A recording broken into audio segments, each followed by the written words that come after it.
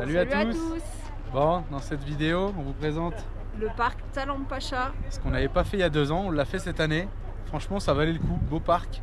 C'est cher, honnêtement, c'est très cher. Comparé au parc Ishigualasto qui est juste à côté, où vous voyez la même formation, mais pas dans un canyon, bah c'était, je suis sûr, 10 fois moins cher, quoi. Ouais, grave.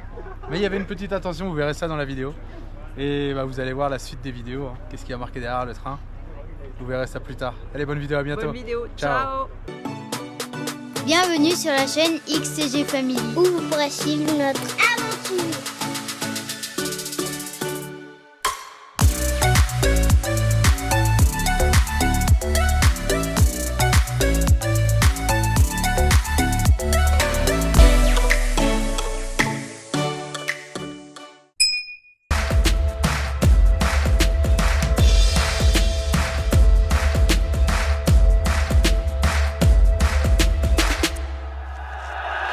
Bon, on n'a pas été embêté. Il est 8h45. Regarde. Pouah.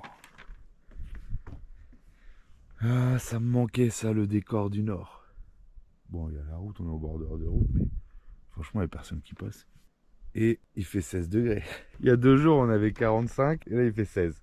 On fait avec, hein. On va mettre un pull. Allez, on démarre. J'ai pris nos papiers de domiciliation pour voir si on peut payer le prix national. Vu qu'on est domicilié à Morteros, parce qu'il y a une sacrée différence de prix. Hein. Bon, en tout cas, on a bien dormi. Hein. Personne n'est passé sur la route quasiment. Là, ça commence là, à venir. Là. Il est 9h30. Bon, c'est cool parce que le parc, il est juste là en fait. Cette fois, on revient 2 jours et théoriquement, il y a une sortie qui ne devrait pas tarder. On va aller voir les 2 canyons en camion 4x4. Je sais pas s'ils sont 4x4 d'ailleurs, en camion. Parce que comme on est hors saison, et ben, il y a certaines activités ils n'ont pas assez de monde pour les faire, du coup bah, c'est annulé. Mais ça tombe bien, on voulait faire celle-là qui fonctionne. Et pourquoi on ne l'a pas fait il y a 2 ans? Parce que ça nous paraissait cher et on venait de faire Ishigualasto qui à mon avis ressemble. Donc, et là, qui est vraiment pas cher Ishigualasto. Ouais, grave. Et là on s'est dit non, on peut pas partir d'ici sans faire Talampasha. Je pense qu'on va s'en sortir pour 80 balles minimum à mon avis. On va voir parce que déjà faut payer l'entrée du parc et après faut payer votre visite guidée en gros. Et c'est privatisé apparemment le parc et c'est pour ça qu'il coûte aussi cher en comparaison du parc Ishigualasto. Voilà l'entrée, ce qui paraît, il y a un petit parcours avec des répliques de dinosaures aussi. On verra ça après. On est à l'accueil, il est parti voir les guarda-parcs, il ne sait pas si notre papier va fonctionner. De 6,50 €, on passe à 1,50 €. Donc quand même, par personne. Et ensuite, il faut qu'on paye la prestation privée qui coûte celui-là. Shimpa, pack familial, on est à 12 000 par personne. Donc si tu viens avec des gamins, ça te coûte 12 000 par personne, sinon c'est 21 000. Bon, je vous laisse voir un peu les prix, qui changeront je pense demain déjà. Bon, ça n'a pas marché notre domiciliation cette fois-ci. Donc on a payé 95 € l'excursion totale parce qu'il faut payer le parc et on aurait pu gagner avec ce petit papier normalement. Pas grand chose finalement. Enfin quand même, 25 €. Ça nous a coûté 95 € pour aller dans le parc de Talampasha. 4 heures. Avec le camion pendant 4 heures. On est dans le bus camion 4x4. Il y a un passage cabine là-bas et tout. Hein. En fait, t'as dit que la saison des pluies dans le nord, c'est de décembre à janvier les plus grosses pluies. Un peu comme dans le centre aussi de l'Argentine. Et que finalement, on peut pas. Ah, il y a des guanacolas.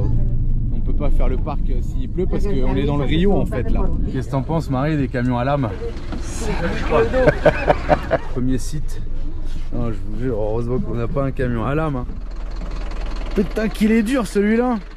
Alors on fait la visite des 2 canyons qui se fait avec ce petit camion bus et il y a 5 arrêts. Là on est sur l'arrêt des pétroglyphes, des gravures rupestres. On voit des petites gravures sur la pierre. Là. Un homme avec, je sais pas, des animaux, on dirait qu'ils sont en laisse.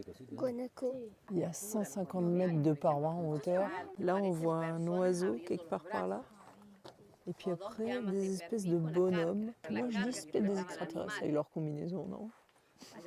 Ça aurait 2500 ans peut-être les gravures, mais ils ne peuvent pas les estimer réellement. Mais sinon, on est sur une formation du Triassique qui date de 250 millions d'années. Sur cette pierre, il y a un troupeau de guanacos qui est gravé. Ici, on voit beaucoup moins les gravures parce qu'elles sont plus anciennes. L'oxydation s'est reformée sur les gravures. Ça s'appelle la patine du désert. Ça peut représenter 2 personnes qui sont dos à dos. Mais tout ça, c'est des interprétations, ils ne peuvent jamais en être sûrs. Ici, on a la représentation de nombreuses personnes, souvent avec de grandes têtes, avec des objets. Ça peut être soit des représentations religieuses, soit ça sert à définir la position sociale des personnes. Alors, tous les zigzags, ça serait potentiellement des montagnes, des rivières, des chemins.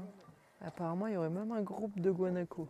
Pour faire ces gravures, ils utilisent des pierres volcaniques qui sont transportées par les rivières, parce qu'ici, on est face à de la roche sédimentaire qui est plus tendre, donc ils pouvaient graver dedans grâce à de la roche volcanique. Là, on voit les gravures, mais qui sont quand même un peu visibles. Mais en réalité, il y a tout ça sur la pierre. Alors après, tout est sujet à interprétation.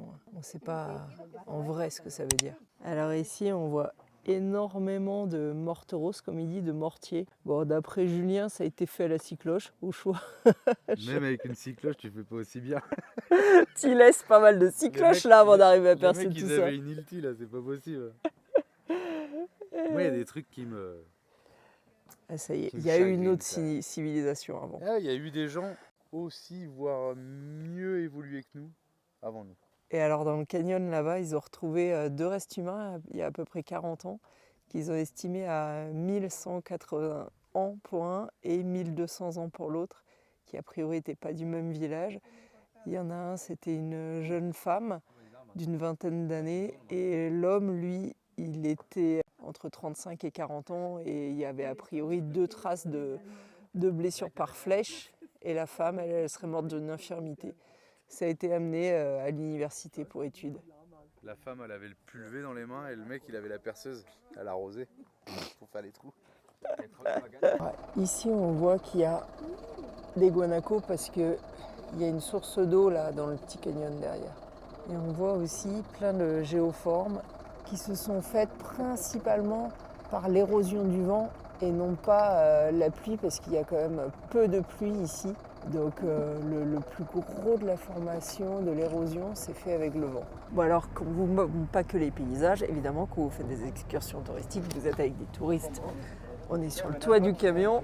Là, c'est une autre excursion qui se fait en minibus, mais qui ne fait pas les 2 canyons. L'excursion des 2 canyons, c'est avec ce camion. Ah, par contre, qu'est-ce qui nous secoue le camion? Et le canyon fait 4 km.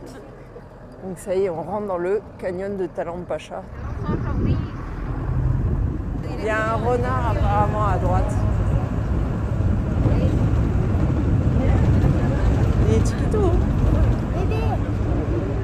Tout ça, c'est des algarobos. C'est des arbres qui poussent essentiellement là où il y a un peu d'eau en fait. Parce que ici, là où on circule, en réalité, c'est une rivière. Alors ici, c'est tellement sec que, évidemment, il n'y a pas d'eau en ce moment. Par contre, dès qu'il y a de la pluviométrie ici, toutes les visites sont arrêtées parce qu'on ne peut pas circuler dans le lit de la rivière quand il pleut. Il y a 2 choses qui empêchent les visites à Talampasha, soit la pluie, soit le zonda. Le zonda, c'est un vent violent et sec, et du coup, ça lève tout le sable et les visites ne sont pas possibles à ce moment-là. Et voilà notre petit véhicule. Et la petite grotte qu'on voit ici à la base de la falaise, c'est à cause de l'eau de la rivière. Vous vous doutez bien, avec la faible pluviométrie qu'il y a, c'est quand même rare qu'il y ait beaucoup d'eau. Mais il faut faire attention, hein. Ici en Argentine, des fois la pluie tombe violemment, très fort, et peut engendrer des crues rapides et qui repartent aussi vite. Et là on s'approche de la falaise, au niveau de la formation qui s'appelle la cheminée, qui s'est formée à partir de l'eau qui ruisselle et qui forme une cascade. Quand il y en a. C'est impressionnant, hein. Ça fait quand même 150 mètres de haut. Tu marches pas droit à lui ? Et ce qui paraît, si on regarde le ciel en marchant, on tombe. Bon, allez, je vous fais la cheminée de plus près. On se sent petit là devant la cheminée.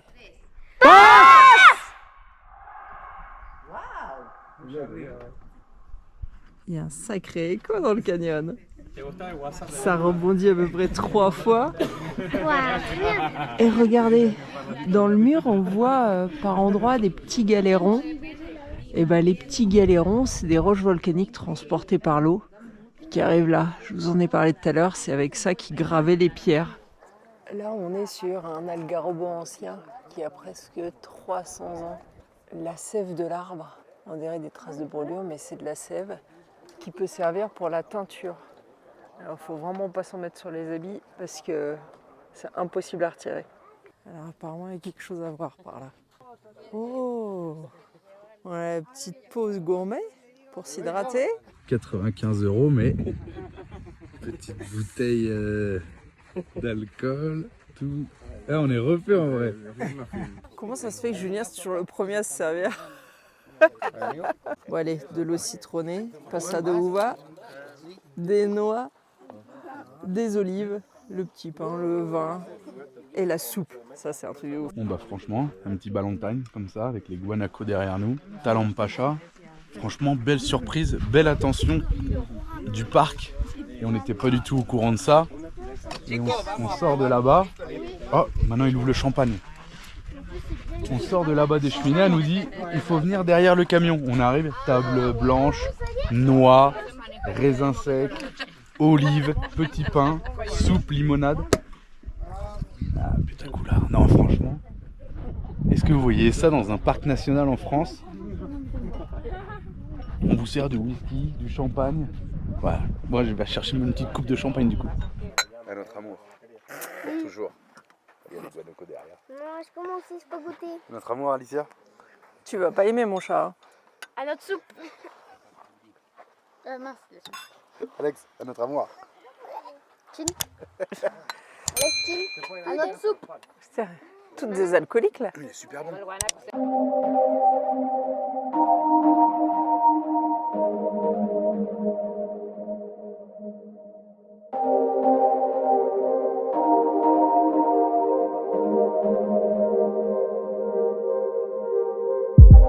I never thought I'd find somebody just like you. You came around and made me feel like someone new. The time we had was magical in every way. But now you're gone, I wish you could have just stayed. Here's to hoping you'll have a change of heart. Too broken to ever play the part. I'm waiting for you to make a call. Don't make me wait, don't make me wait too long. Don't make me wait too long. Don't make me wait too long. Don't make me wait too long. Don't make me wait. When we're together, everything just falls in place. There's nothing that I'd rather see than your face. Two hearts alive, so beautiful in every way. But now you're gone, I wish you could just stay. Here's to hoping you'll have a change of heart. Too broken to ever play the part. I'm waiting for you to make a call. Don't make me wait, don't make me wait too long. Don't make me wait too long. Don't make me wait too long. Don't make me wait too long. Don't make me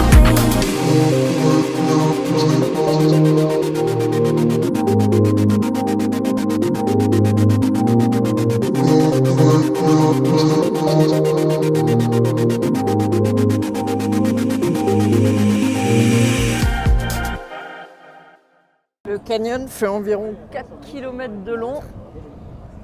Et là, on On arrive à la sortie du canyon et on va se diriger vers un autre canyon. Et je pense que là, c'est notre nouvel arrêt.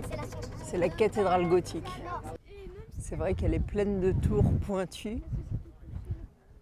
On dirait un peu un orgue. Cette formation-là, il l'appelle le roi monté sur son chameau.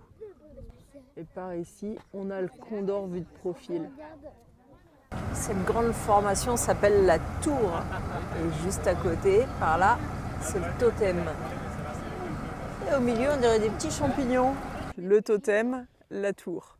C'est fou ce que l'érosion arrive à faire comme forme.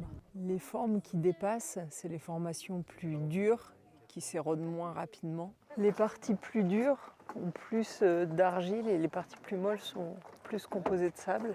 Les plus dures se seraient formées durant des périodes plus humides et les parties plus sableuses dans des périodes plus arides. Le petit camion, vu de l'arrière, franchement, il n'est pas jojo. Hein. Il était beau de l'avant. Ouais, de l'avant, ça allait bien. Bon, alors là, on est planté. Hein. Il va finir par falloir descendre et pousser. En fait, chaque fois qu'il y a une difficulté, parce qu'on va dans un endroit où on va que avec le camion, et ben il éteint la clim. On avait la clim qui nous soufflait dessus à fond depuis tout à l'heure, et là c'est fini. On aurait dû venir avec le nôtre. C'est on trop va bon. y arriver. Si, on va y aller, il va prendre de l'élan. Et vous verrez, après, il remet la clim. Quand on a passé les zones de sable mou, il remet la clim. Il n'y a pas assez de chevaux dans ce pauvre petit camion. Il faut dire, c'est beau quand même hein, par endroit. On y va, on progresse. C'est bon, il va nous remettre la clim là. Hop. Et voilà, de nouveau la climatisation. Alors ça secoue quand même. Hein. Si vous avez les reins fragiles, prenez peut-être pas cette option-là parce qu'on se fait secouer. Qu'est-ce qui t'a plu le plus? Manger. Le manger. C'était sûr. Pareil, le manger. Surtout la soupe. Ouais, la soupe. Tu peux leur montrer des beaux paysages, ils s'en fichent. Je pense qu'à manger, c'est bon. C'est trop bien. Le petit canyon de Shimpa. Alors, il est moins impressionnant, mais il est beaucoup plus étroit. Alors, la team? La team quoi? La team XTG? On est là, on représente. Je crois que c'est le dernier arrêt qu'on fait. Et le tour, il fait quand même 50 km.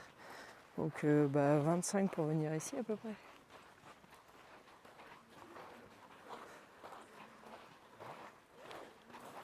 Comme ici, c'est relativement étroit le canyon. Et ben, l'eau, elle peut monter jusqu'à 1 mètre, 1 mètre 50, 2 mètres. Et on le voit, ces couches-là, souvent qu'on voit dans les virages, qui débordent en fait, avec des petites grottes. Et c'est l'eau qui est venue creuser là. Ce canyon fait presque 7 km de long. Toujours à la traîne. À quoi on a le droit après cette petite balade? Waouh! Petite pâte de fruits. On va voir le parc des dinosaures. Il y en a déjà un premier. Et je sais pas qu'est-ce que c'est. Voilà, on a notre spécialiste dinosaure. Par contre, Normalement, ça devrait être un long cou, mais c'est pas un long. c'est un carnivore ou un herbivore celui-là? Herbivore normalement. Pourquoi? Bah, ça doit Alors avec pourquoi ses il ne les dents. connaît pas? Parce que ça fait partie des plus vieux dinosaures, voire même il y en a certains qui datent d'avant les dinosaures. Donc c'est pas les plus connus, parce que les plus connus sont de la période Jurassique et lui, il est de la période du Trias. Les Hérosaurus sauropoides. Ça fait un peu bruit. Les chiens de toi. Vélociraptor ici. Là, c'est un long cou qui se fait attaquer par un vélociraptor. Je pense pas qu'ils avaient des aussi grands dents, moi, les vélociraptors. Le jaune, c'est un Coloradisaurus brevis. Et l'autre, qui ressemble à un vélociraptor, ça s'appelle Zupaisaurus rougieri. Il s'appelle un peu Rousieri parce qu'il est rouge. Mais c'est vrai, hein.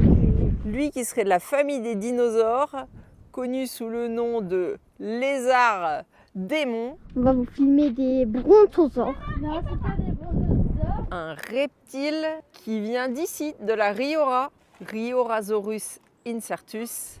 Là, on a sûrement un crocodile. Tu filmes trop, baisse. On va aller le voir de plus proche. Je pense qu'il date des années 80. Non. Plus vieux, beaucoup plus vieux à mon avis. On va filmer le panneau. Il s'appelle Fasola Justegnas. Grande dent, dis donc. C'est un ancêtre des crocodiles, mais qui vivait sur Terre. On dirait des trucs trop mignons, mais regardez bien les dents. C'est féroce ça. Et celui-là, il s'appelle Gratini. Celui-là. Stipani Sicorum. Le fin, il s'appelle les deux fins. C'est pas les mêmes. Macedoniatus major. Ah, lui, c'est intéressant. C'est un reptile mammiféroïde. Ça veut dire que c'est un de nos ancêtres, lui. Et fait partie des rares qui ont survécu à une grosse extinction d'animaux qu'il y a eu à la fin du Triassique et qui a permis du coup le développement des dinosaures au Jurassique. Ça ressemble à un morse. Celui-là, il s'appelle Dinodontosaurus breviostris. Ça, on dirait un lézard. Non, le gros truc. Un iguane. On dirait un iguane. Et ça s'appelle Neothesauroides angaus. Et bah, je crois que le gros, il a pas trop eu de la chance parce que il s'est fait peut-être un peu dévorer par des petits vélociraptors. Bah ça serait potentiellement des petits dinosaures, parce que les dinosaures les plus anciens étaient tout petits comme ça. Alors, le nom des tout petits. Et il s'appelle Marasuchus liloensis. Oh, le pauvre, regarde lui là, il a un bout de sa peau dans sa bouche. Bon bah là on revient. Ça y est, on quitte le parc Talampacha, direction Chilecito dans un premier temps, avant de rejoindre Belén parce qu'on doit y être au plus tard demain. Et il nous reste 300 et quelques kilomètres. Allez, ça y est, on quitte le parc Talampacha. Alors on a choisi de suivre le GPS qui nous disait de passer par là, alors que nous, il nous semblait qu'il fallait passer par Vicha-Union. Mais finalement, je comprends, parce que là, c'est une piste, alors qu'en passant par Vicha-Union, il n'y a que de la route en enrobé. Du coup, j'imagine que les gens choisissent plutôt de passer par Vicha-Union plutôt que par la piste. Mais ça faisait quand même un gros détour d'aller à Vicha-Union. Donc on gagne des kilomètres en passant par là. On va peut-être perdre un peu de temps par contre. Allez, je vous fais profiter un peu des beaux paysages désertiques. C'est super joli par ici. Et en plus, on a vraiment la chance d'avoir un beau ciel bleu. Là, on se situe entre la Rioja et Catamarca, au niveau de ces provinces qui ont des paysages désertiques comme ça. Mais là, c'est l'été et c'est pour ça que c'est aussi vert, parce que c'est aussi la période des pluies. Si je dis pas de bêtises, ici, c'est la Cuesta de Miranda, je crois.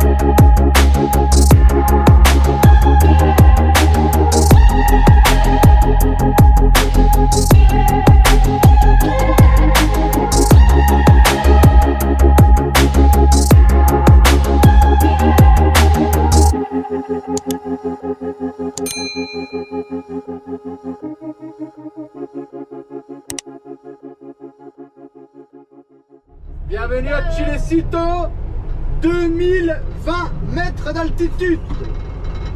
On est loin de notre record. Regardez avec quoi on crève à chaque fois, regardez. Non mais l'épine elle est rentrée de ça quoi. Quasi 1 centimètre. Non mais sans rire. Dur cette épine là, ce bois là.